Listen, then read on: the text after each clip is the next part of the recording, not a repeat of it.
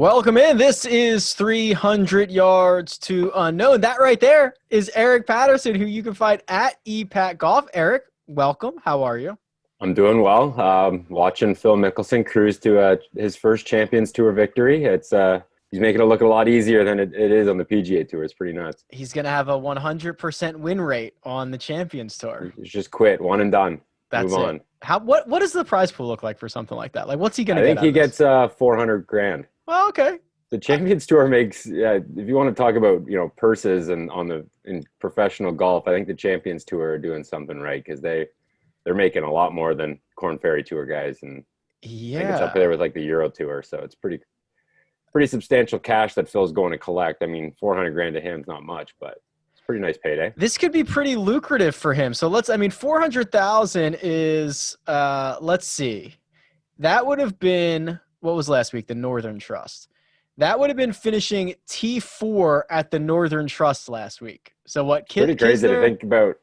Like Kisner actually, like, I don't know. Kisner grinded for that, and Phil just goes out and beats some 50-year-olds and in 3 days, the same amount. In 3 days work. Wow, he might stay up there. He might just keep playing on the senior tour. He loves his money. He's pumping his products. He's pumping coffee. He's pumping. He's talking about his gum. He's figured out his next stage of his career, mixing some booth sit downs on CBS, and it's a pretty cushy gig. And he's ready to rock and roll. Okay, well, we are recording this Wednesday afternoon on the East Coast. And Eric, you have already had an eventful day because you've been chirped by a PGA Tour player right out of the gate this morning. I mean, you can say chirped. I don't know if it was a chirp. I'm not sure what the background is here. I made a point to point out what type of season will qualify you for the 2020 FedEx Cup playoffs. I picked out 3 seasons that I thought were fairly underwhelming. A lot of missed cuts, almost 50% missed cuts, not a lot of top 10s. And I happened to mention Bryce Garnett's name, said that he missed 50% of his cuts, had no top 10s. I equated that to what I would think is like a 4-12 NFL season. And yeah. I think that's pretty reasonable. And Brice came after me. I didn't mention him on Twitter, but he found the tweet and retweeted it and came after me with a interesting comment. But yeah, me and Brice have a little beef. Here's that comment from Brice Garnett, quote tweeting Eric Patterson. Sometimes you have to tank a season to move up in the draft, but thanks for taking notice. Excellent journalism. I'm willing to turn the page, but I will say, one, I wasn't doing any journalism. I didn't ask anyone questions, barely did research. I just went on to officialworldgolfrankings.com. I'm not sure what he means by tanking the season. There's no draft in golf. I don't know. Is he referencing something else? It doesn't make any sense. I mean, it was. I don't think he would think he had a great season.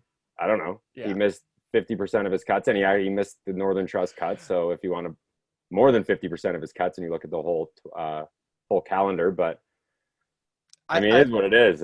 Brice Garnett, he's tweeted 5 times in 2020, and one of them was at me. One of them's at you. Okay, I mean, I do like what he's trying to do here. He's trying to be like, okay, 4-12, in the NFL, like that would be a good thing because you'd get a higher draft pick. So like, I understand where he was trying to get that, but it doesn't really work that way. I guess that's the reference there. But 4-12, you're getting like, I don't know, 8th. You want the first overall pick. You got to go 2-12. You got to, I don't know. Maybe he knows he's got his card. He's cushy for next year. He's happy with his season. I would take his season. He's a professional tour player. Probably made 6 figures, good season. But for me, it's not a playoff caliber season. And that's the only thing I was pointing out. Let's see how much he's made this year. Do you think it's a playoff season? Like you make the playoffs. He's made 626,000. So yeah, it's more than I'll sniff in my life. But I go back and forth on this. Like, based on the current setup, sure, it is a playoff season. Do I think that that's how we should be doing who makes it to the playoffs? Maybe not. I think there's room for improvement there. I think the point that you made is the best point. If you ask Brice Garnett to grade his own season, I can't imagine he's giving himself an A+ or a B- or whatever. Maybe he says, I had a couple of 11th place finishes. I played well at Honda. I played well at Mayakoba. I made 626,000. Maybe he gives himself a C+, but like he would not grade himself very highly on this season, I would imagine. And like Bo Hostler was another guy highlighted. Like, did you even consider him all season to be like a playoff performer? Like he never sniffed, in my opinion. Maybe he did, like anything close to being in contention any week. So it's weird that the guys who do sneaking on the bottom probably would think their season was almost a failure, but yet I guess they've reached the 125. That's the number they try to get to every season. And in your defense, like this is the worst season he's ever had. Like it's Who's that? Bryce Garnett. Yeah. He got 0 top 10s. He's had at least 2 the last 3 years. He made the least amount of money. Now he played less events because there were less events, but like this is, I mean, it wasn't a good season for him. I thought you correctly pointed it out. I thought he interestingly responded to it.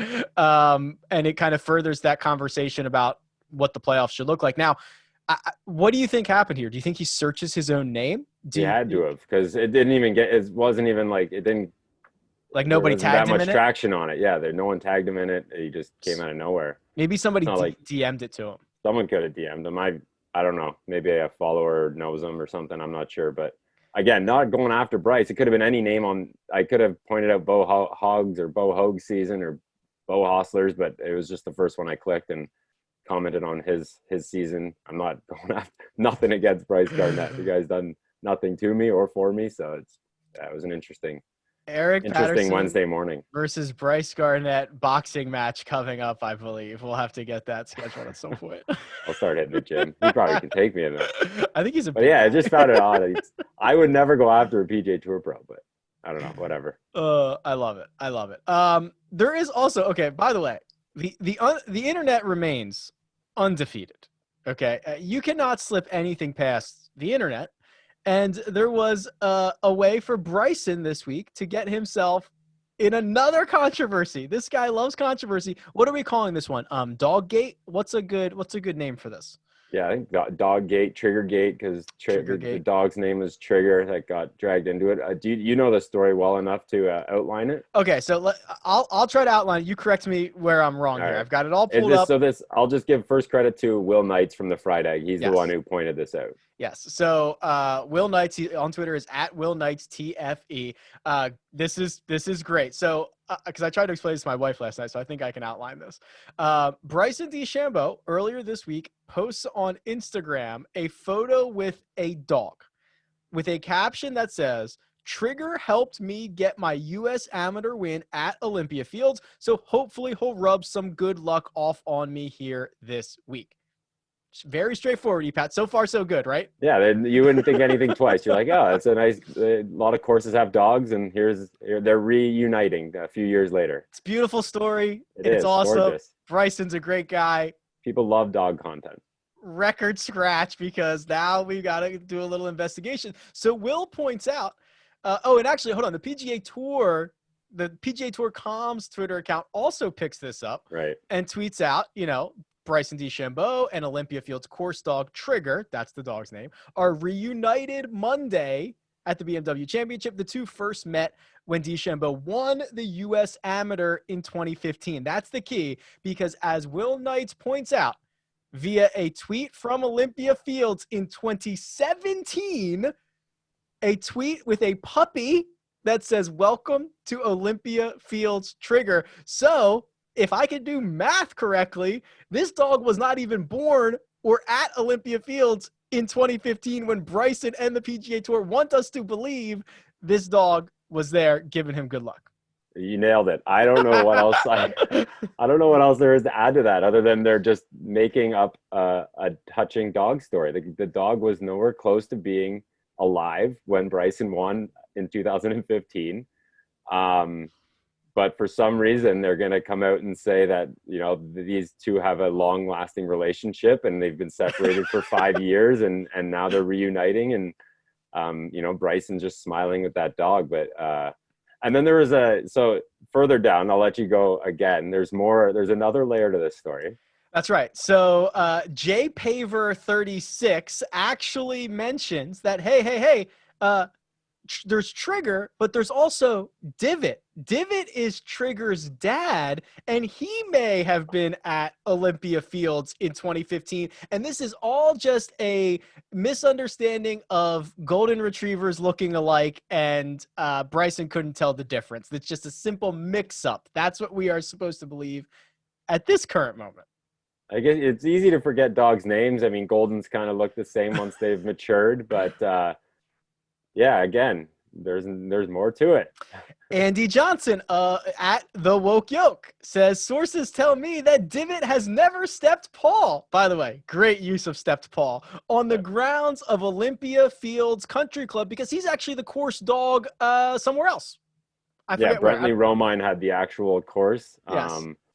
I guess it's somewhere in Chicago. Rich Harvest Farms. So Divot, Trigger's father, was a course dog elsewhere. Maybe not even in 2015. It could have not. I'm not sure the actual date, but it's pretty certain that Trigger was never at Olympia Fields in 2015 because the dog was born somewhere around 2017. So Brentley Romine also notes that John Rahm might remember Divot because he was at the 2015 Palmer Cup, or Scotty Scheffler at the 2017 NCAAs, but apparently Divot does not remember Bryson DeChambeau. So what this all comes down to is, okay, so I guess best case scenario is that Divot was at Olympia Fields in 2015, and that is the dog that Bryson saw, and he is now confused that his son, Trigger, is now the course dog there. That's the best case scenario. That's the best case scenario, yeah. But so either way, that's wrong. He's either, it wasn't never the new Trigger, but I mean, first of all, Divot's a great name for a dog. I might have to steal that one and use that for a future dog. But yeah, it's an interesting story, and it's crazy what a little bit of research and real journalism. This is real journalism, Brice. Who's obviously listening to this? what type of research will pull out of a story that, I mean, if you just saw it, you'd be like, oh, it's a cute story, and kind of continue to scroll through. But when they're just fabricating in front of our eyes to make Bryson seem like this big dog lover, maybe he is, maybe he isn't, but Trigger and Bryson are not friends. They're not. First time they've met. So the worst part, right? The worst case scenario is they're making all of this up just so that Bryson looks good. Which, of course, this is Bryson, right? Like I said to my wife last night, I said, I'm gonna tell you a story of something like called Dog Gate, and it happened to a player on tour. Who do you think is involved in this? And she said, well, it's either Brooks or Bryson. And I was like, yep, like exactly. Why does it always have to be Bryson? Yeah, it's like this could have been anybody. He's about to come on for that the 7 Club Challenge this afternoon for the charity, and I'm actually going to watch because there's going to be a microphone in front of his face, and it's 7 clubs, so he might just go out with one and just bring the driver and see what he can do. But maybe he touches on the subject this week. Maybe Trigger's running around and Trigger doesn't even recognize Bryson, and then there's just a big falling out. You never know. Yes. I've seen Trigger and other pictures from other media outlets. So this Golden's getting a lot of attention this week. Rightly or wrongly. Trigger didn't look like he was wagging his tail around Bryson. He didn't look like he recognized him. I think we've got an issue here. Bad juju there. Bad juju. Last week, a lot of good juju. For one, Dustin Johnson, who honestly, we were kind of talking about this earlier. Like, I don't know what else there is more to say. The guy just absolutely rampage TPC Boston, wins by 11 shots, hits 30 under par. And because he was running away with it for so long, like, I feel like we've turned the page on this. Saturday morning, we turned to the page on this. Kisner summed it up well. He's seen DJ at his best. When he sees DJ doing what he's doing, you just step aside, let the man win, and go try to collect second place prize money, because that's pretty much everyone was playing for. Reminiscent of what DJ did at Mexico, and I think maybe 2018 when it was him versus Rory, and I think he still beat him by a handful of shots. DJ does this from time to time, and dominating performance. Minus 30 in a playoff event's pretty low, but I mean, beat everyone by 11 and even more for the rest of the field average. So yeah, dominant performance. What he did, it was nice for us who are DJ backers, pickers. Kick your feet up on a Sunday and No count the sweat. cash. Yeah, No it was sweat easy. whatsoever. Scotty Scheffler shoots a 59. 59 on Friday, leaving himself with 4.5 feet for 59 on 18. Are you joking me? Like the ice in the veins you have to knock home a 4.5 footer for 59 is pretty wild. Yeah, and he said he knew exactly what was at stake. And then it was, shooting 59 is amazing. JT actually kind of poo-pooed the idea, saying he wouldn't be surprised if he sees someone shoot like 56 later in the coming years. But Scheffler shooting 59 and then DJ quickly overshadowing him with like a potential 57, 58 later in the afternoon if he could just find a birdie somewhere on that back nine.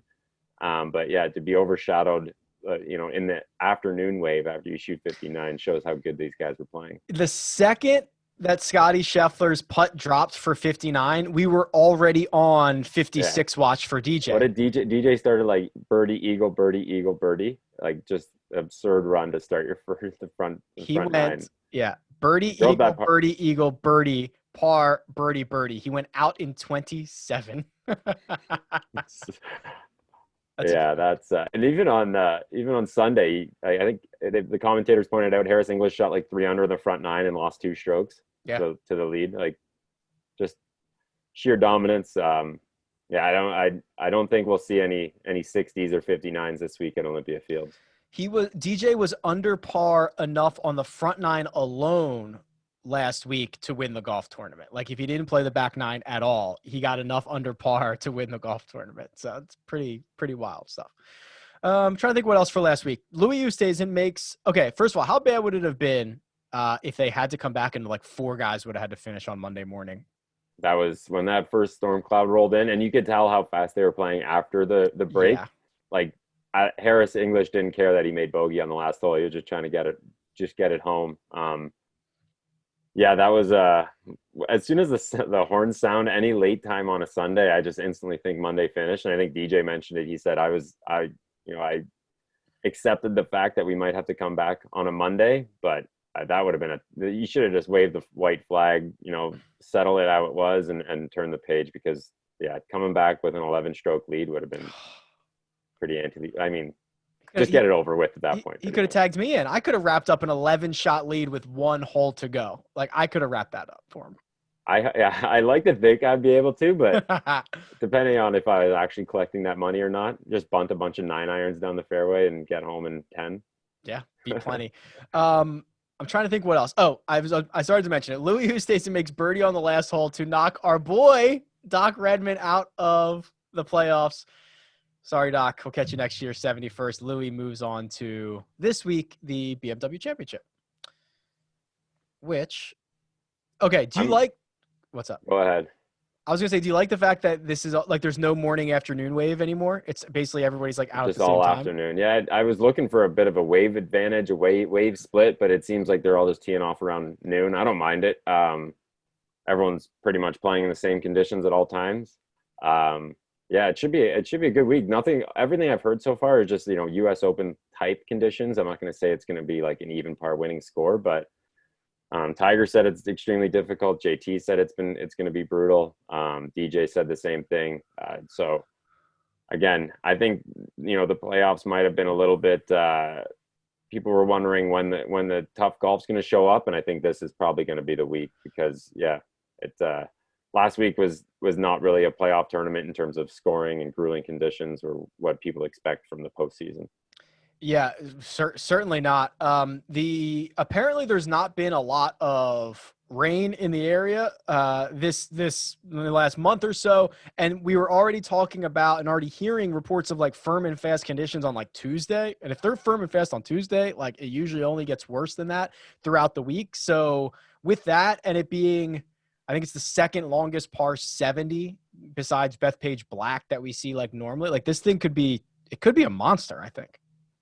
JT actually compared it to Bethpage, so that's a good call there. I mean, the PGA Tour can turn on the sprinklers all night. They, you could play around Thursday, it's firm, and then you show up Friday, and it looked like it was a torrential downpour overnight. So if they really want to get their hands involved and make sure the scoring is low, they'll do that. But I think from what a lot of people keep referencing this superintendent conversation or press conference that was had, and he just said he wants it to play firm and fast, and that's what it seems like it's going to be. So I'm excited for hopefully something along the lines of what we saw at Memorial when guys are struggling to make par. I think that's a fun test before the Tour Championship and the turn of the season. I think just balance it out from what happened last week. You were all over the guys who have played here, whether it was in amateur events or the Illini Invitational. You were all over this. Also, by the way, you were like everywhere this week. What'd you do? The Golf Digest pod? I feel like every tweet I saw, it was like I'm trying to keep up with you, man. You're on every screen too. Every video that comes out, your face is there. So I just gotta follow in your footsteps. I guess this is what happens when you hit a winner. People want to hear what you got to say. It's more of the same every week, win or lose. But yeah, it's been a fun week. All right. I love it. Yeah. So you were all over these guys. Matthew Wolff won here in 2018. He competed again in 2017. We know about Bryson winning the AM here in 2015, which, by the way, looking back at those pictures of him winning in 2015, like is bonkers. I was going to say, I actually said this yesterday on the Golf Digest pod, but like, that's going to be the graphic of the week is Bryson holding his USAM trophy and then Mount Bryson holding the Rocket Mortgage trophy, and just the contrast between his two body shapes. Like they'll probably show that multiple times a day. So get used to seeing that graphic and being told about Bryson's 2015 win when he was, skin and bones. It's NBC this week, so they've had time to kind of get ready. So if there's any criticisms, you cannot direct them at CBS this week. They are NBC. You're off the hook. Al Leonis won't be fielding tweets. She'll probably still be getting tweets, even though she's not on the coverage. But yeah, because no one knows. Yeah, attack Faldo, attack Nance, and they're not even paying attention. But yeah, hopefully it's a little. 70 guys. It's a lot less golf to show, but. Yeah, it should be all right. NBC, CBS, they don't really make a difference for me. It's all the same. I tend to agree. Okay, let's talk a little sleeper action. You're hot, man. You got DJ last week. Let's talk about sleepers for the BMW Championship. Who do you like? So this one is stumbling over my words there. I'm just going to say that this wasn't my original. I didn't come to this myself, so I'll tip Adon on Twitter. Adon7X, I believe, is the Twitter handle. He led me to Cam Smith, who was really good last week, tee to green. I think he gained over 7 strokes tee to green, a sneaky top 20 finish. Not the longest guy in the world, but when he gets his iron play going, he's a great scrambler, decent putter. I think he's flying under the radar. You can get him at like 150 to 1. So okay, I was gonna ask what he was. 150. He might be. He has like winning pedigree. He's come top 5 in majors before, so he's firm and fast too. Anytime I hear firm and fast, I just think of like someone either from Europe or Australia who's a little more used to the tougher conditions. I think Cam Smith could make a little bit more noise in the playoffs. Interesting. Okay. I glossed over him too. Like when it was brought to my attention, I think Ben Coley from wherever he writes Sky Sports, he was on him as well. So some pretty good bettors pointing out Cam Smith's recent good week last week. The one that I've been knocking all week is Ryan Palmer, 85 to 1. Who do you remember that? Like this is okay. I don't usually do the narrative game, EPAT, but like this is the perfect convergence of narrative and stats for me, where remember that Palmer misses the cut at the workday and then he like changed everything about his game, right? Like he flew home, he got emergency swing lesson, he grabbed that putter with the Sharpie money signs on the back of it that he hadn't used since college. Like he everything he could have changed that week, he changed, and he's kind of been awesome since. Like yeah, he was in contention last week. I was betting him to be the winner without DJ. He stumbled down the gates, but he's been striking it well. He's contended a few times this year. He gave himself an A+ on the season, so he's feeling good about himself. We talked about that. Yeah. I don't mind Palmer at all. I don't know what his price is or its odds are or anything. I see him at 85 to 1 currently. Like, I guess Keegan Bradley won this tournament a couple of years ago, so there's you can get those longer shots. But there's just so many good guys at the top playing so well. It seems like it's going to be tough for one of the Yeah, one of the guys further down the boards to pick it off. I agree. He's 5.5 to 1 to finish in the top 10 if you like that a little bit more. So let's talk about winners then. DJ goes from 20 to 1 to 8 to 1. I'm not sure I'll be touching that. No, that's a tough one. That's a tough one. Who is someone that you're more interested in? I've been beating the drum all week, so there's no reason to stop now, but I'm going to stick with Daniel Berger. A lot of it to do with, I think you're getting your best bang for your buck with him right now. He seems to have one of the last few tee times on a Sunday. Finished third last week. Obviously, it wasn't really close, but if DJ was at, if he only won by a few shots, Berger would have been in it. He's playing so well every area of his game. He can putt well. He's striking it well. He's solid off the tee. So you're paying a little bit of a price on him. He's like 22, 18 now that Webb's withdrew, which is one of the weirder withdrawals I've seen in a while. But Berger's my guy this week. We'll talk about that withdrawal in a second. Okay, so I've been trying to illustrate, like, everyone knows, I think everyone knows, Berger's been phenomenal in the restart. Like, like the best player on tour in the restart. If you go to his official World Golf page and just cover up his name, you'd think he's the number one player in the world. Yes. Yeah, you would. I actually want to make the case, if you can go back a lot further than that, and he's still been this good. So I went back to the last 365 days. So basically back to last August. Strokes gained, only Bryson's been better. That's it. It's Bryson and it's Berger. Like, it's been going on longer than I think people want to realize how good Berger's been. Yeah, even before the break, he was setting those records where he wasn't shooting in the 70s, which I think that's or under par rounds, something along those lines. Yeah. And he had a couple maybe like 3 straight top 10s before the break, and then he came out of the break hot. So yeah, it's been going on for a while. Yeah, there was it came up on the first cut pod. I forget. I think maybe Greg Ducharme said it. He was like, what would Rory's price be if he had Berger's results? Oh, like 5 to 1. 6 to 1. And what would Berger be if he had Rory's results? What he was like 100 to 1. What he was a few. Yeah. It's a good. You're paying for that longevity, the history. It is a good way to look at that because, name value carries a lot of weight. But, Berger would be like 80 to 1 if he had Rory's. Rory hasn't had a top 10 since the restart. He only has one top 30 in the restart. Yeah, it was Travelers, I think, and T11. Everything else. It seems like Rory McIlroy just plays Saturday, Sunday mornings now. I haven't seen him have a late tee time in so long. Yeah.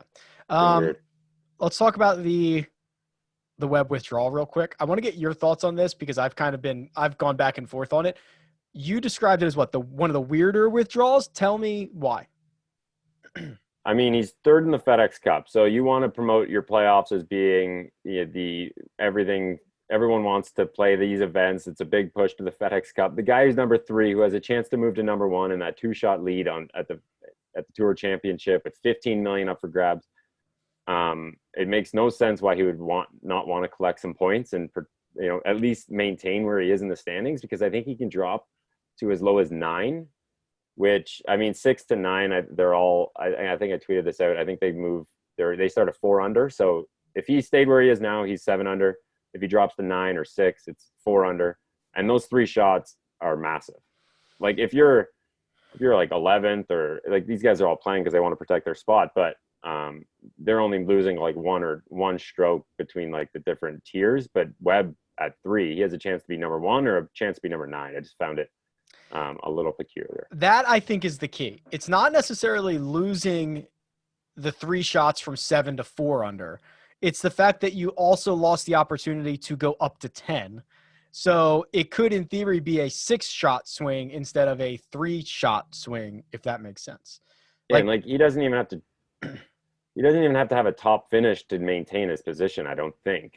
I don't know. Again, the points, no one really knows how the exact science behind them. But, I mean, if he had like a top 20 finish, which I'm sure Webb could do without really trying extremely hard, top 30 finish, he would probably maybe drop 1 spot, depending on how other guys finish. Right. It's going to depend how Berger, Morikawa, Harris English, and Bryson do. Those are the guys that are like directly right behind Webb Simpson. If Webb at the Tour Championship, Webb shoots, 2 or 3 shots off the actual win, and that could have been, the 2 or 3 shots he lost here, and he's he's only heading home with 3 million instead of 15. Maybe that doesn't matter to him, but I mean, if you want to sell this postseason as a big playoff push and you have the 3 seed pulling out, it's a little strange. Yeah, it's so I kind of looked at this. I thought for a while this might have been his strategy all along, which is kind of weird because he played Wyndham when that was the natural resting point for everybody else. He loves Wyndham, though. He can't give up this Edgefield. He's got to play it, but and he collected a couple extra grand moving up the Wyndham reward, so maybe he doesn't mind anymore. Exactly. So, like, okay, he's going to play that, so maybe he then takes off one of these playoff events.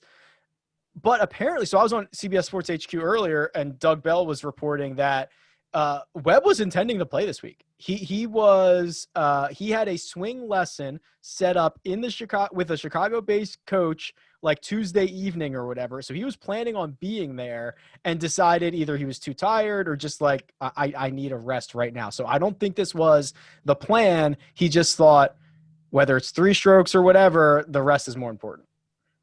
Yeah, I guess he needs rest. I don't want to start speculating, but you know where we can go with speculating and back injuries, the flurry of back injuries that we've had on the PGA Tour. I don't know. It's an interesting withdrawal. Obviously, he's flush with cash. He doesn't need to win the FedEx Cup, but it's just not a great look when I think one of the top contenders is opting to pass and potentially give up the crown. Well, remind me on Sunday, September 6th.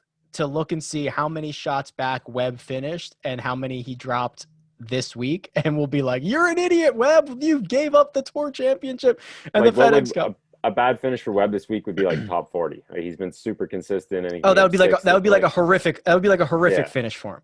Whatever you could take his worst finish, add those points, and then equate it to what he would finish at the Tour Championship and see how much money this withdrawal cost him. Well, I will remember. We will check this out in 2 weeks.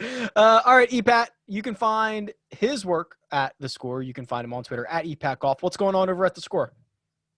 I'm sure we'll be firing off an alert here that Mickelson cleaned up in his Champions Tour debut, but more of the same. Betting articles up. I did 5 guys that need to make a push for the weekend or for next weekend. Scott's outside, Cantley's outside the top 5, Woodland, which kind of surprising, but there's some big names. This is a big week for the top 30. They get Kapalua invites, they get major invites. It's a big week for some of those young guys that are right on the cusp. As we record this, Phil Mickelson has 2 holes left. He is 3 clear. Shades are on. He's looking locked in. He's ready to rock and roll. Oh, Phil. Love it. All right. Eric, thank you as always. You can find me on Twitter at RickRunGood. This has been 300 Yards to Unknown, and we'll catch you next time.